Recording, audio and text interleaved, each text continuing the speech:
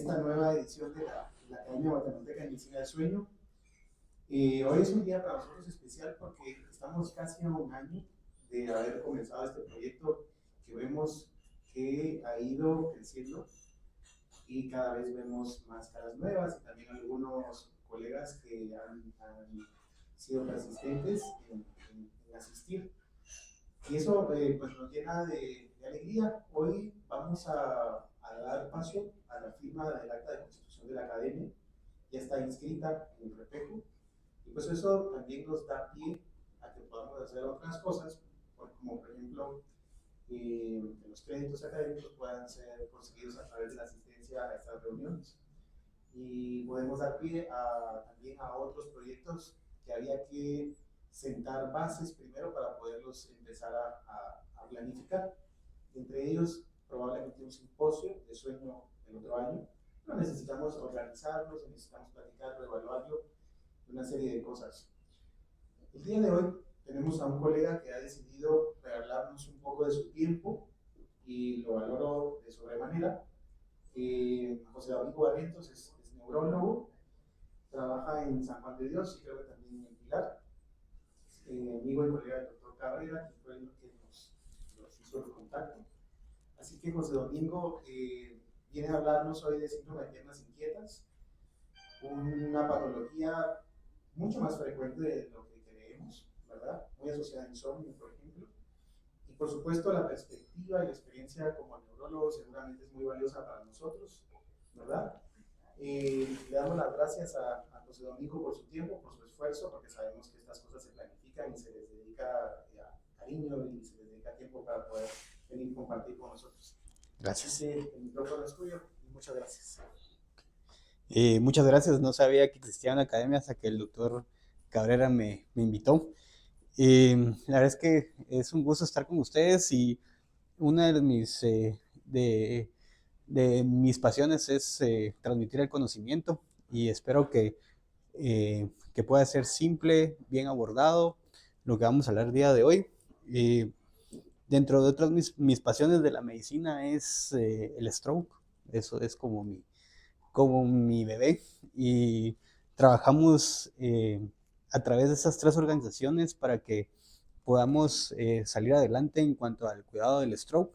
Perdón que haga este comercial, pero el stroke es la segunda causa de muerte en todo el mundo. En Guatemala, esas son nuestras estadísticas. Se pierden 160 millones de años de vida por discapacidad por esta enfermedad. Entonces, trabajamos para que los pacientes tengan acceso a trombolíticos y eso es como lo que yo hago normalmente. Vamos a hablar un poquito de piernas inquietas. Como bien decía el doctor, piernas inquietas no lo tamizamos normalmente en la clínica, no preguntamos, es un síndrome que es clínico y es muy sencillo. La verdad es que es muy sencillo hacer diagnóstico y el tratamiento también es bastante sencillo. No sé si alguien se recuerda de esta caricatura. Cuando yo leí síndrome de piernas inquietas, lo primero que se me vino a la mente era Piernas Locas Crane, ¿sí? Entonces, para que quede ahí fijado en la mente. Bueno, vamos a empezar con un poquito de historia, epidemiología, factores de riesgo, síntomas principales, algunas definiciones de importancia y tratamiento al final. La enfermedad la van a conocer ustedes en la literatura como el síndrome de Willis-Ekman. Sir Thomas Willis fue el que describió también el polígono de Willis. Hizo muchos estudios sobre fisiología cardiovascular. Y bueno, a él se debe el nombre de los vasos intracraneales. En el siglo XVII, por ahí en 1670, describió los primeros casos de pacientes que tenían este síndrome, porque en ese entonces lo que sucedía era que el tratamiento de la mayoría de las enfermedades era hacerle sangrías, entonces los pacientes perdían hierro. Y vamos a ver que el hierro es muy importante para esta enfermedad. Entonces, él atribuyó que las sangrías era la causa del síndrome de las piernas inquietas. Y entonces el tratamiento que él les daba era láudano. El láudano trae un opioide, ¿sí? Y es parte del tratamiento de primera línea en pacientes que tienen un síndrome de piernas inquietas intermitente. Y bueno, por muchos años quedaron olvidadas sus descripciones, hasta que en 1945 Carl Axel Ekbom pues nuevamente empezó a describir la enfermedad y se dio cuenta que la enfermedad era muy frecuente. Lo que pasa es que nadie le ponía atención. Y él empezó a darles hierro a los pacientes y mejoraban los pacientes. Entonces fue así como fue el desarrollo de la enfermedad. Entonces, eh, pues vamos a empezar. ¿Qué es el síndrome de piernas inquietas?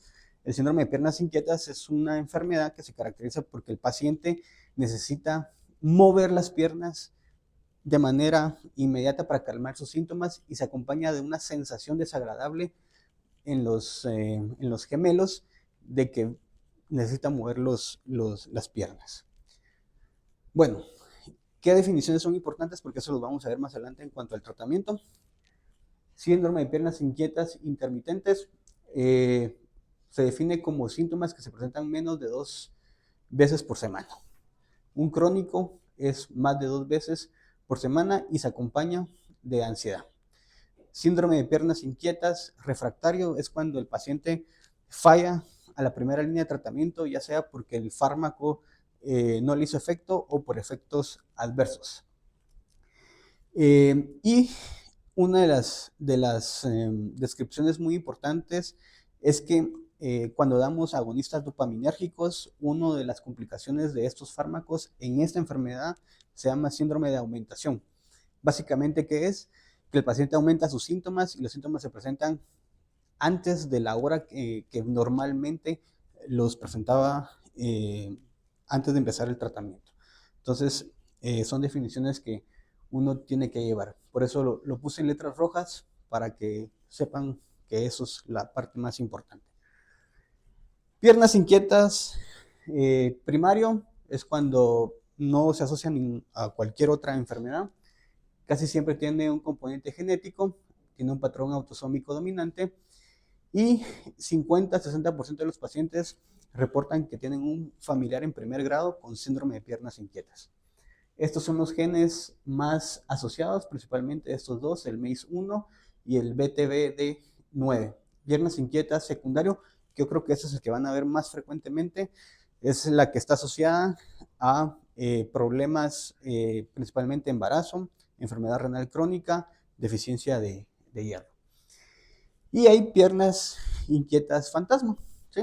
Aquel paciente que se le amputó, pero tiene la sensación de que tiene que mover esa pierna, ¿sí? Entonces, esto me llamó mucho la atención de que así como hay dolor fantasma, también hay piernas inquietas fantasma. Estas son todas las comorbilidades, no las vamos a leer todas, pero esas son las comorbilidades más importantes, de las cuales estas son las que quiero que se lleven a casa el día de hoy. Enfermedad renal crónica que requiere hemodiálisis, deficiencia de hierro y embarazo. Se presenta más o menos entre el 7 al 10% de la población. Generalmente es una enfermedad por arriba de los 40 años de edad. Mujeres, ¿por qué mujeres?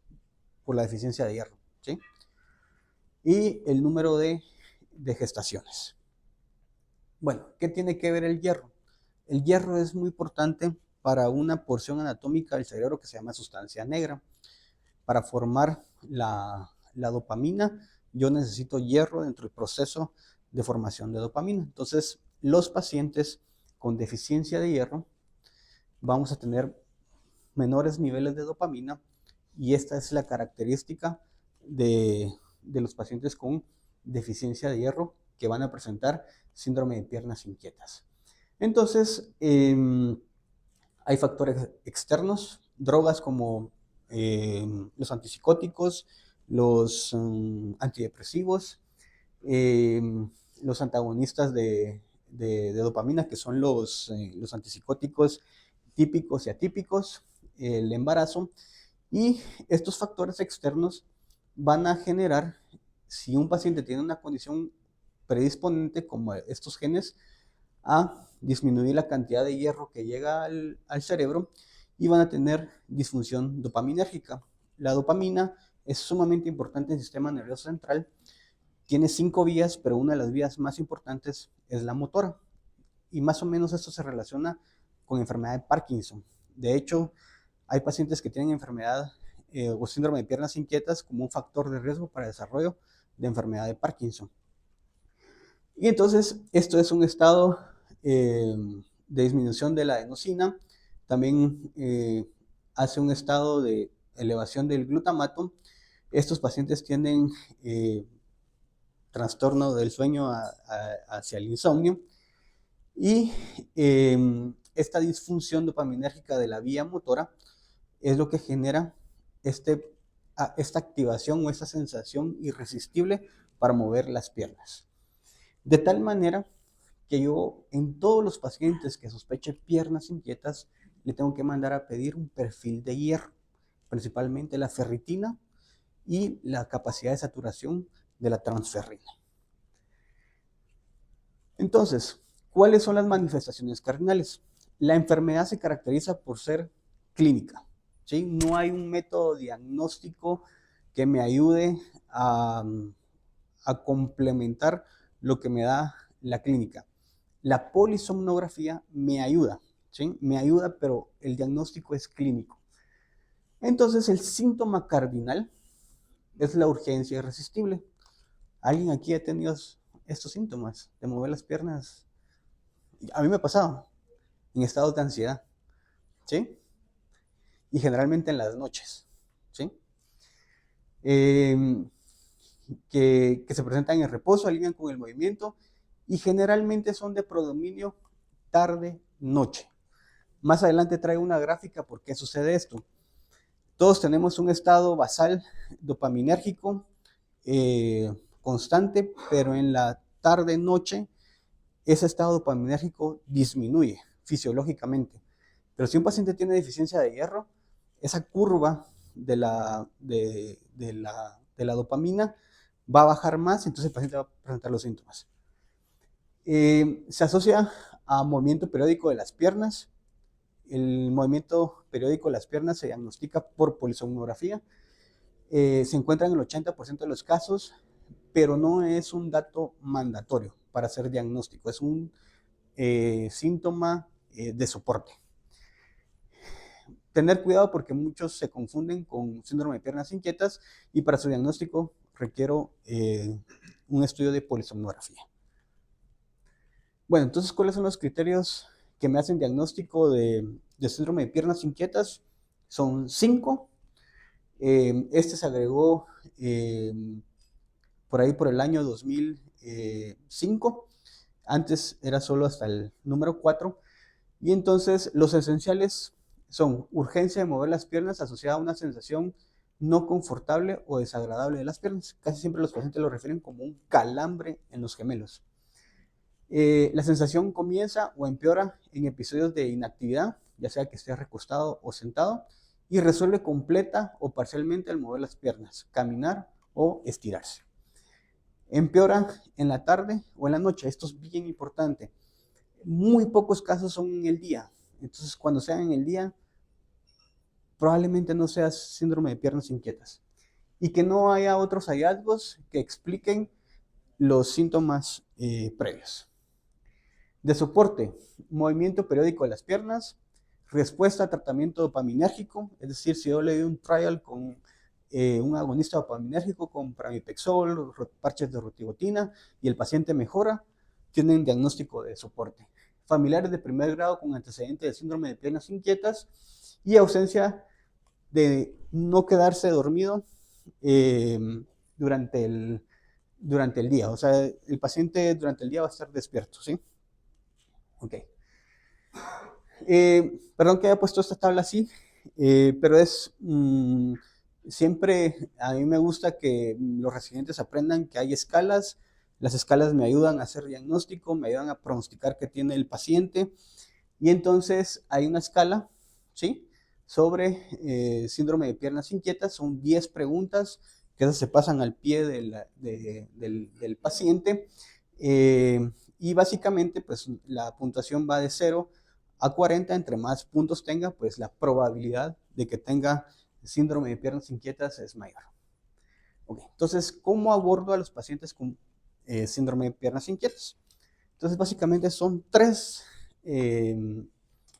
situaciones en las cuales yo necesito hacer para abordar bien el paciente con síndrome de piernas inquietas. Número 1, tengo que evaluar cómo está el hierro, ¿sí?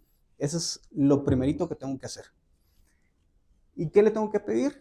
Niveles de hierro, niveles de ferritina, porcentaje de saturación de la transferrina y capacidad de captación del hierro, ¿sí? Eso es lo que yo necesito hacer con mi paciente inicialmente.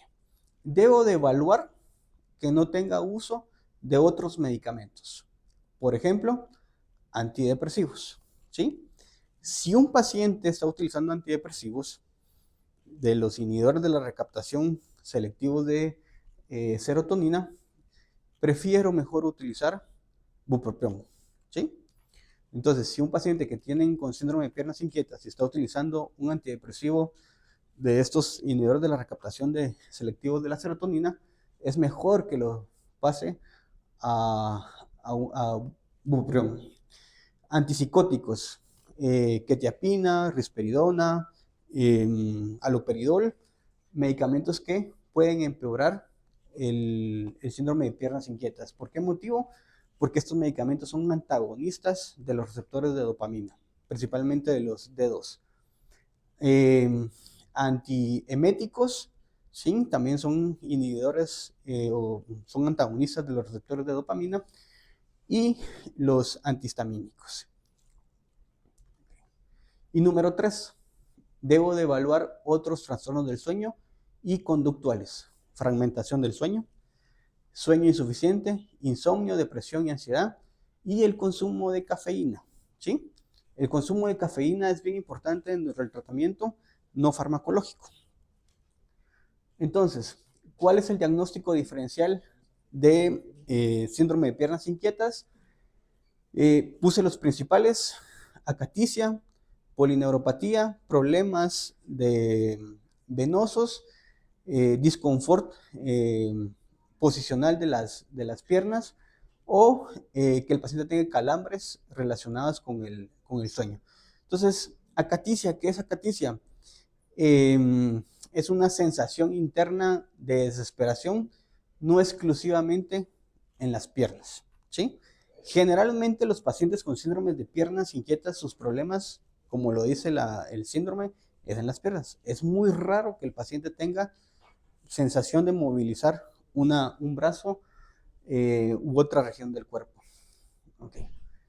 Entonces, ¿qué vamos a hacer con el paciente? Una vez que yo lo abordamos y evaluamos el estado del hierro, evaluamos que no tenga medicamentos que provoquen síndromes de piernas inquietas y que hayamos descartado otros trastornos del sueño y conductuales, entonces, dependiendo si es un síndrome de piernas inquietas intermitentes, entonces inicialmente debo de ofrecer tratamiento no farmacológico, ¿sí? Y el tratamiento farmacológico debe ser como mi primera línea de tratamiento antes de utilizar fármacos. ¿Y qué voy a recomendarle al paciente? Utilizar masajes o darle masajes en las áreas donde él sienta que tiene la sensación de mover las piernas, es decir, en los gemelos, que estire las piernas, que se ponga a caminar, que haga distracción cognitiva, es decir, que se ponga lo que refieren en la literatura es que se ponga a hacer un rompecabezas, que se ponga a hacer sudoku, o tomar duchas calientes o frías. Entonces, esto es lo primero que yo debo de hacer con el paciente que tiene piernas inquietas leve o intermitente. Okay. Bueno, pero ¿qué hay con el estatus del hierro? ¿Sí? Tengo que suplementar al paciente con hierro, ¿sí? Esto es bien importante. Lo vuelvo a repetir porque es parte del tratamiento del paciente que tiene deficiencia de hierro y que tiene piernas inquietas. el paciente no les va a mejorar si empezamos a utilizar de inicio agonistas dopaminérgicos, opioides o gabapentina o pregabalina, ¿sí? El paciente no les va a mejorar. Entonces, ¿cuándo voy a suplementar con hierro? Si la ferritina es menos de 75 microgramos por litro o saturación de la transferrina menor de 45%. Entonces, el régimen común, lo que menciona la literatura es que yo debo de dar hierro por vía oral, ¿sí? Sabemos que el hierro por vía oral tiene muchas manifestaciones gástricas o muchas complicaciones gástricas. Si el paciente tiene manifestaciones gástricas, entonces doy hierro intravenoso. Pero el régimen estándar es dar 325 miligramos al día de sulfato ferroso, que eso más o menos le aporta 65 miligramos de hierro elemental, en combinación con 100 a 20 miligramos, a 200 miligramos de vitamina C. ¿Para qué me sirve la vitamina C? Para que se pueda absorber el hierro adecuadamente, ¿sí? Y luego le doy seguimiento al paciente con niveles de ferritina cada 3 a 4 meses y luego cada 3 a 6 meses hasta que los niveles de ferritina me suban por arriba de 100 microgramos por litro. Si el paciente presenta crónico, si es un síndrome de piernas inquietas crónico, persistente o refractario o no toleró la vía oral, entonces utilizo hierro intravenoso. ¿Cuándo voy a utilizar también hierro intravenoso? Cuando los niveles de ferritina yo los tenga entre 76 y 100 microgramos por litro. ¿Qué le voy a ofrecer al paciente? Carboximaltosa férrica a una dosis de 1000 miligramos, dosis única, o 500 miligramos a un intervalo de 5 a 7 días, le doy otra dosis de 500 miligramos. El hierro Dextran le puedo dar una dosis única de 1000 miligramos o esta presentación que no viene a Guatemala, que es el ferromoxitol, que es de 1020 miligramos, y la meta es llegar a 300 microgramos por litro y o tener una saturación de transferrina por arriba de 45%. ¿Alguna pregunta hasta aquí? ¿No? ¿Sí? Ok. Bueno, siempre comenzar con estrategias no farmacológicas, ¿sí? Revisar primero el estado del hierro y reponer. Actividades para mantener la alerta mental, videojuegos, rompecabezas. Evitar la cafeína y el alcohol, sumamente importante. Tratar otros trastornos del sueño y evaluar fármacos que causen síndrome de piernas inquietas. Okay, entonces, bueno, ¿qué pasa si el paciente no mejora con hierro o no tiene deficiencia de hierro? Entonces ahí sí trato la deficiencia de dopamina per se que tiene el paciente. Y entonces me sirve mucho clasificar al paciente si tiene síndrome de piernas inquietas intermitente, y los medicamentos se usan a demanda, a lo que requiera el paciente. De tal manera que yo puedo utilizar en esta situación levodopa, carbidopa, 250, 25 miligramos. La carbidopa me sirve para que la levodopa se pueda absorber por vía gastrointestinal, porque al cerebro solo entra la parte o la forma levógira. Entonces, uno de los problemas de la levodopa es que si yo no la doy con carbidopa, se va a metabolizar por vía sanguínea y no va a llegar al sistema nervioso central. Entonces, la carbidopa lo que hace es que no se metaboliza en sangre la levodopa. Y entonces, ¿qué doy? ¿O cuánto doy? Media a una tableta, en la tarde o en la noche, casi siempre unas 2 horas antes de que el paciente inicie con los síntomas. ¿Qué es importante de la levodopa? La levodopa tiene una vida media de 4 horas. ¿Sí? Entonces, como vamos a ver más adelante en la gráfica, los síntomas son en la noche. Entonces el paciente, si los síntomas los presenta tipo 6, 7 de la noche, yo lo debo de dar como tipo 4, 7, 4, 5 de la tarde, noche, y el paciente se va a dormir. Entonces tiene el efecto de la levodopa, carbidopa durante la noche, 4 horas. ¿Sí? Opioides de baja potencia, como la codeína y el tramadol, y las benzodiazepinas o agonistas del receptor de benzodiazepinas si el paciente tiene insomnio, ¿sí? Entonces, este es el tratamiento básico elemental para piernas inquietas de manera intermitente, pero para esto uno ya tuvo que haber revisado tratamiento no farmacológico y el estatus del hierro. Ok, entonces un algoritmo bastante sencillo para síndrome de piernas inquietas intermitente. Primero voy con terapia no farmacológica y después voy con medicamentos a demanda. Es decir, que no es como que todos los días se lo tienen que tomar, es cuando el paciente lo necesite, ¿sí? Entonces, levodopa, benzodiazepinas y opioides de baja potencia son como el tratamiento farmacológico para este tipo de síndrome de piernas inquietas. Ok, esos son los opioides que están descritos. Pues nosotros tenemos tramadol, codeína, oxicodona también. Metadona es difícil de encontrar porque esto solo lo venden a través del Ministerio de Salud. Buprenorfina viene en parches, entonces creo que estos son los que tenemos disponibles en el mercado, tramadol y codeína. Ok. Bueno, ¿qué pasa si el paciente tiene síndrome de piernas inquietas de manera crónica? Es decir, que el paciente que tiene más de 2 episodios por semana. Entonces voy a utilizar de primera elección los ligandos alfa-2 delta de canales de calcio. Sé que es en la vida normal común es gabapentina y pregabalina, ¿sí? Y casi siempre se utilizan 1 o 2 horas antes de que comiencen los síntomas.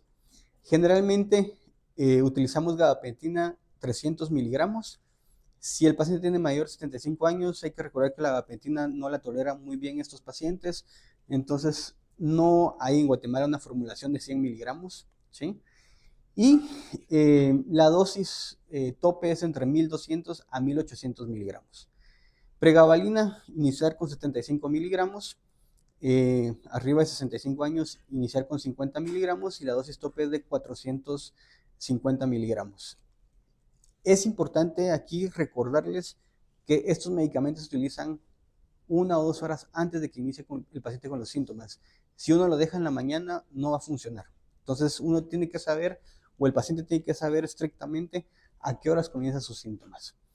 Agonistas dopaminérgicos no ergotamínicos, ¿sí? Dentro de estos, los que son ergotamínicos, selegilina, ya no lo utilizamos selegilina, esos medicamentos los utilizamos en enfermedad de Parkinson, porque daba fibrosis de las válvulas cardíacas, entonces vinieron estos medicamentos a sustituir a la selegilina.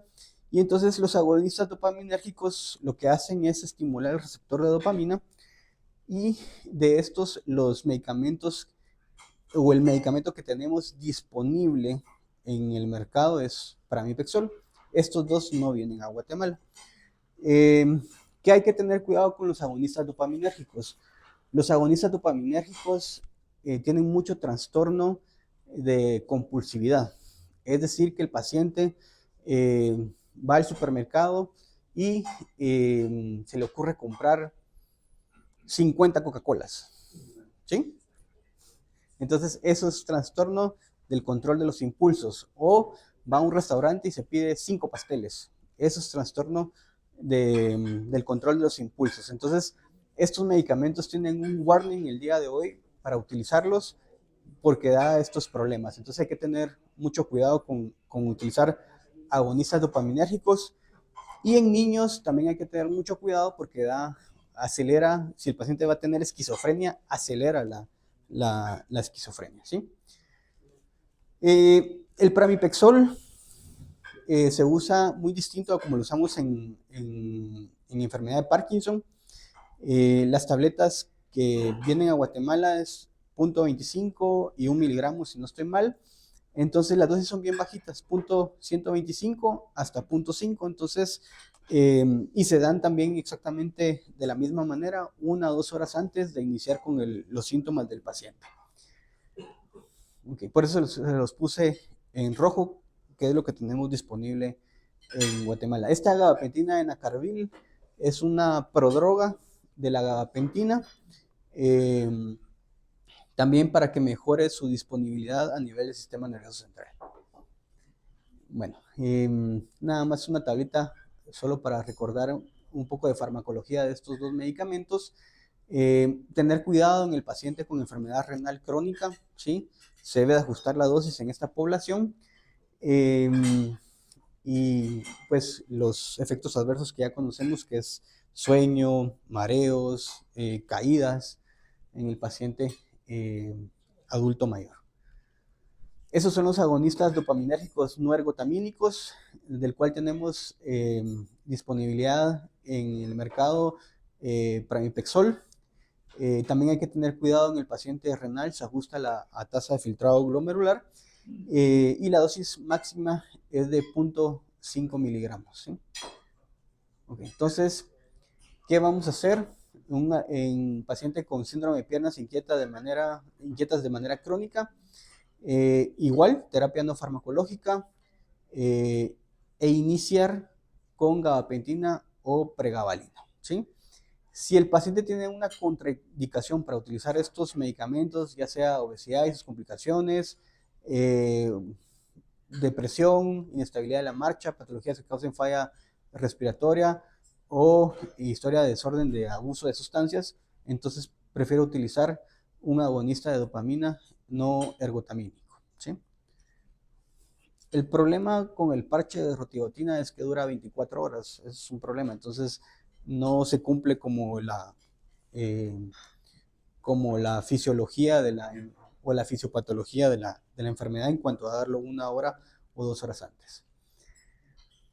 Bueno, el síndrome de aumentación básicamente es un problema también de los agonistas dopaminérgicos. ¿Qué significa el síndrome de aumentación? Es que el paciente va a tener síntomas, los síntomas de las piernas inquietas se van a adelantar. Si el paciente las tenía a las 8, probablemente se van a empezar a presentar como a las 4 o 5 de la tarde y van a ser peores que como los tenía previamente. Entonces, las preguntas que yo debo de hacerle al paciente que está utilizando un agonista dopaminérgico son estos. Los síntomas aparecen más tempranos desde que se inició el tratamiento. El paciente necesita tomar más temprano el medicamento o tener dosis mayores que cuando se comenzó. La intensidad de los síntomas han empeorado y los síntomas aparecen en otras partes que antes no tenía el paciente. ¿Sí? Entonces, esa es una de las complicaciones de utilizar agonistas dopaminérgicos no ergotamínicos. Y esta gráfica me resume en todas las diapositivas que yo he hablado anteriormente en cuanto a la fisiopatología y a la clínica. Entonces, esto es la actividad de la dopamina durante el día, ¿sí? Entonces, durante la tarde, ¿sí? Durante el inicio, la parte tardía, valga la redundancia, de la tarde y en la noche, la actividad dopaminérgica en esta línea blanca disminuye, ¿sí? Pero no disminuye de tal manera a un umbral que el paciente tenga las manifestaciones clínicas. El paciente con síndrome de piernas inquietas, este umbral lo rebasa y entonces es cuando aparecen los síntomas, que generalmente son en la tarde o en la noche. Pero si el paciente está teniendo un síndrome de aumentación, en el tiempo yo puedo tener esto. El paciente este umbral lo va a disminuir todavía más y entonces el paciente va a empezar con los síntomas de manera muy temprana, en un horario distinto al que no lo tenía anteriormente. Entonces, tener mucho cuidado con el uso de los agonistas dopaminérgicos. Entonces, ¿qué es un síndrome de piernas inquietas refractario? Es aquel paciente que falla a un tratamiento de primera línea o que le da efectos adversos, que no le alivió los síntomas y que además tiene síndrome de aumentación. Entonces, ¿qué tengo que hacer con estos pacientes?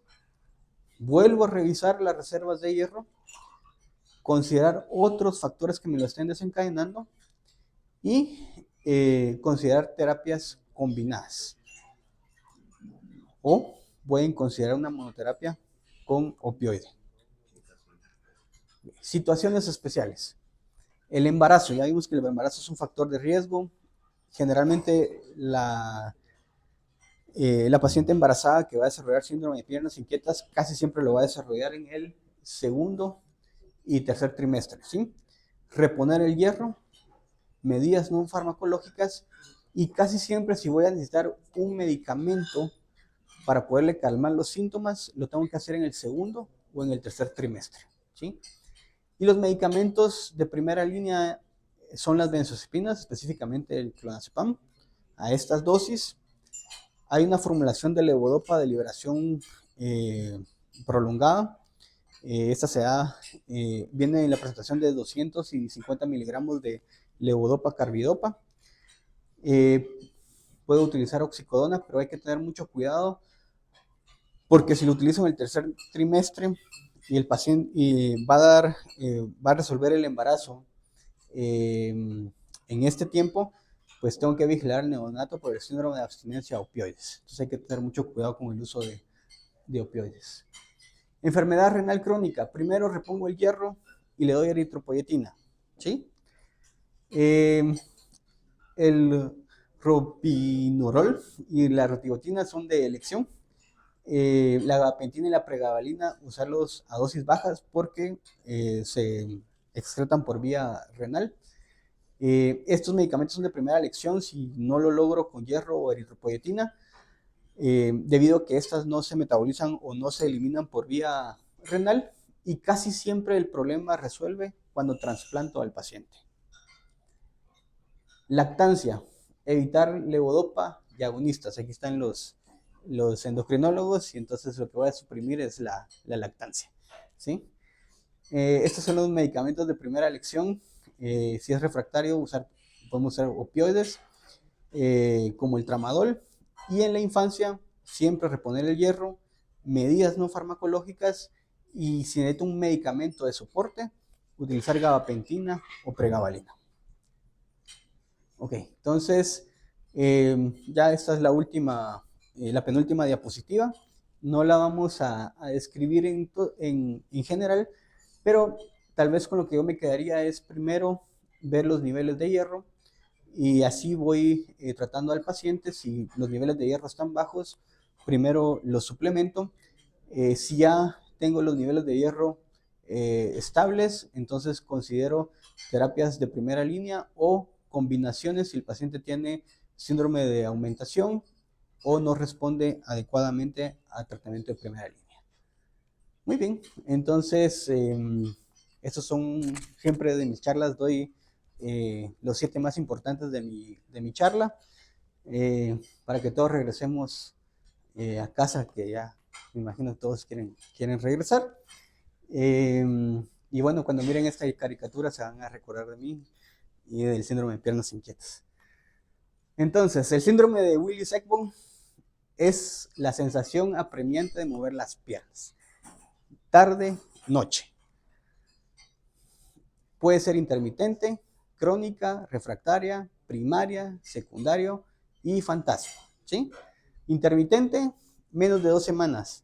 Crónica, más de 2 semanas. Refractaria, falló tratamiento de primera línea, ya sea porque no le funcionó o porque tiene efectos adversos.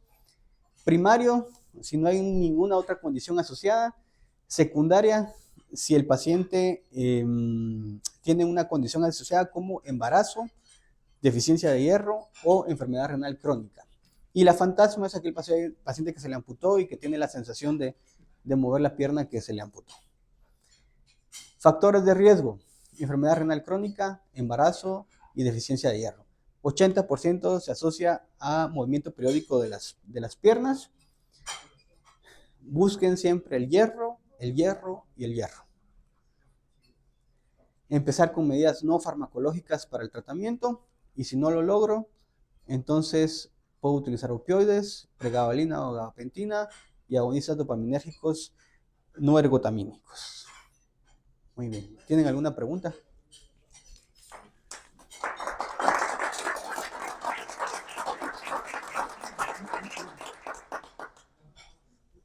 Gracias, José Domingo, por tu plática muy buena, la verdad.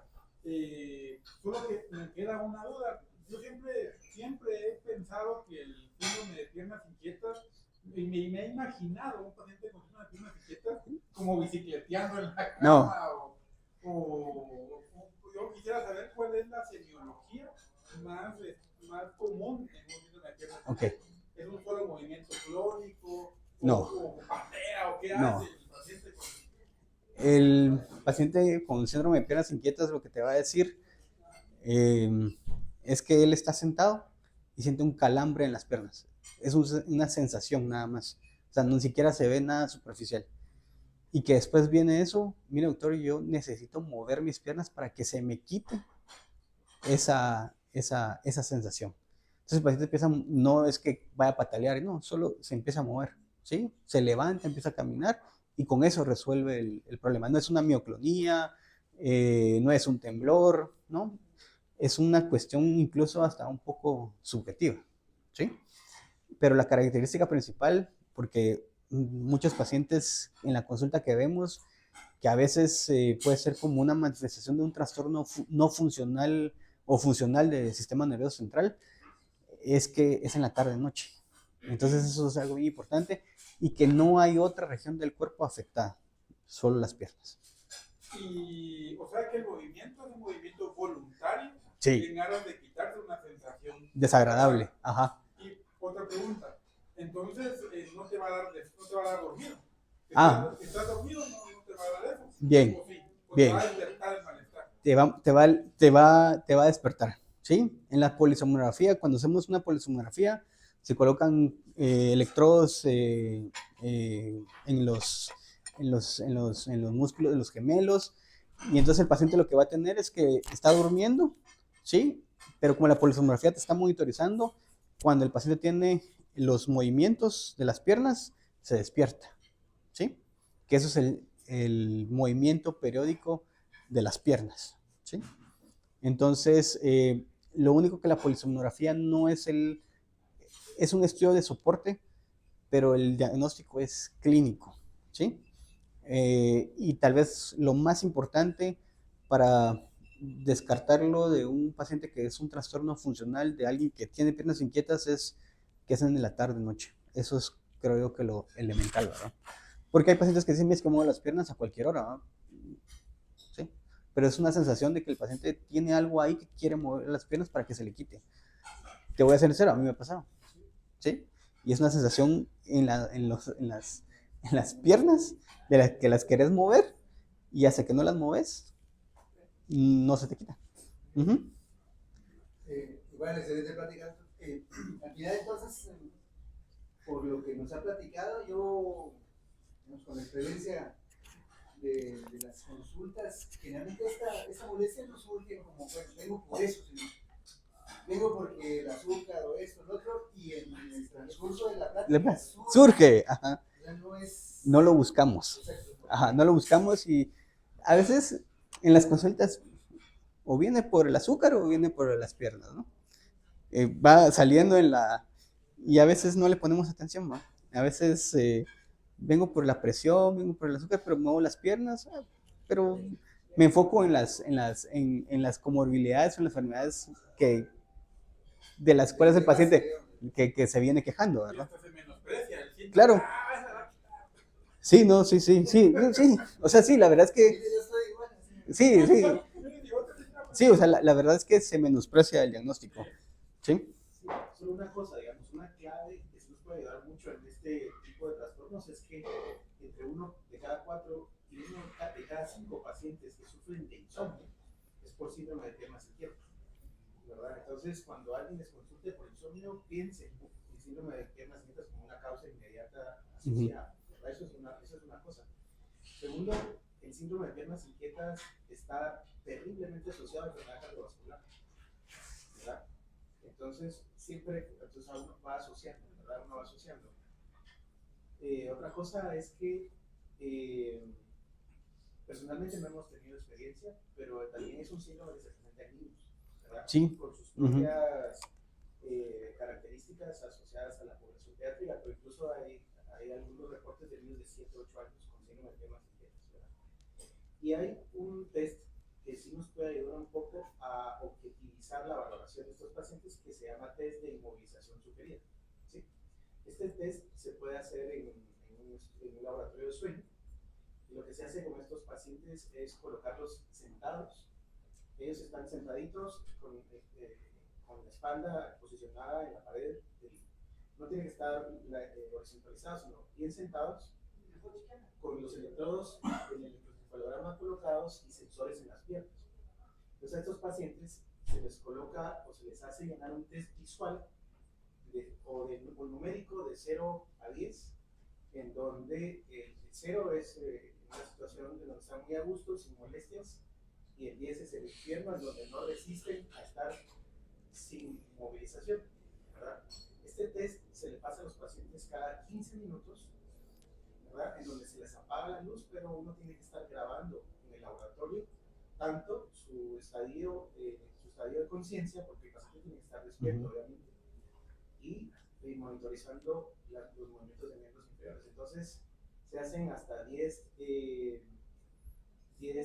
episodios en donde el paciente tiene que ir a ese test, y es una forma de objetivizar la molestia, en cuanto a que el paciente pues tiene dificultad para no movilizar las piernas estando quieto, ¿no? Esta es una forma de hacer más objetivo el diagnóstico. La sensibilidad del test no es muy alta, a veces hay necesidad de repetir 2 o 3 veces el mismo test, pero vale la pena porque se aprende mucho. Y por supuesto el test hay que hacerlo en horas nocturnas, aproximadamente después de 6, 7, 8 de la noche, 10 de la noche. Entonces, un poco la logística, pero puede ayudar bastante. Okay. Entre las cosas importantes que yo no lo puedo contar es que pedimos una polisomnografía por otro trastorno del sueño Y lo encontramos. y encontramos movimiento Periódico de las piernas. Ajá. Aumentado. Sí. Entonces ahí ya hay que Ir sospechando. empezar a buscar. Sí.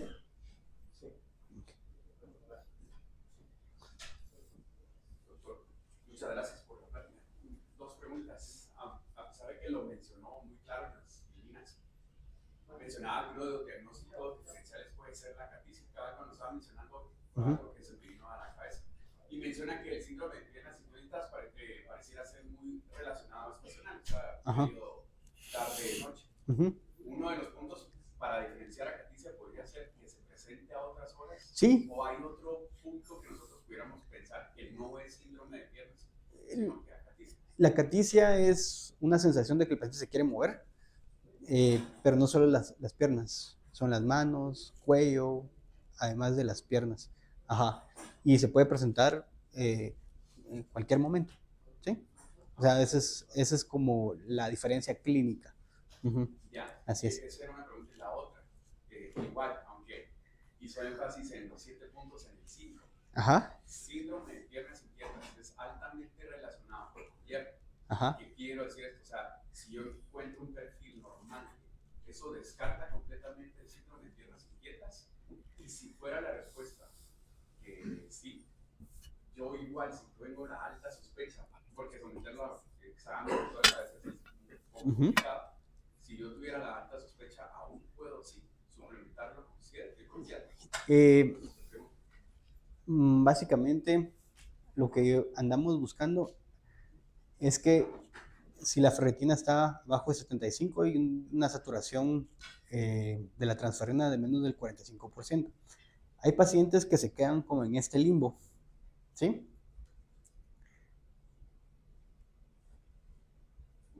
Ahorita le voy.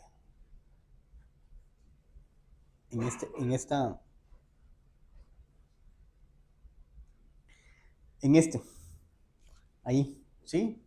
Entre el 76 y el 100. Esos pacientes que se quedan en ese limbo entre el 76 y el 100, uno los debería suplementar, ¿sí?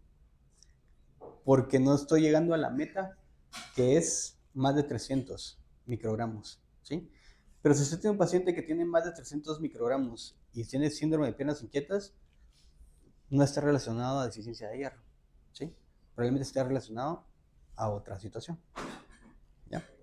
Entonces, uno entonces ahí debería utilizar fármacos ya relacionados con la dopamina, o sea, a estimular la dopamina, básicamente.